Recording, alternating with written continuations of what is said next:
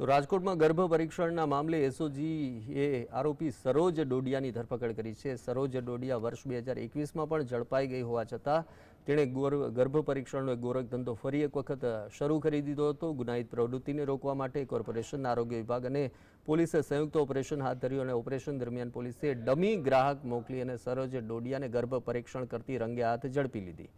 તપાસમાં એવી વાત સામે આવી છે કે ગર્ભ પરીક્ષણ માટે તે 16 થી 20,000 રૂપિયા સુધીની રકમ વસૂલી રહી હતી અને ત્યાં સુધી કે ગ્રાહકો શોધવા માટે તેણે મહિલા દલાલોને પણ રાખી હતી। રાજકોટ તાલુકા પોલીસ સ્ટેશન વિસ્તારમાં આવેલ સીતાજી ટાઉનશીપમાં એક મહિલા જેનું નામ છે સરોજબેન હિંમતભાઈ ડોડિયા, તેઓ ગેરકાયદેસર મહિલાઓનું ગર્ભ પરીક્ષણ કરે છે।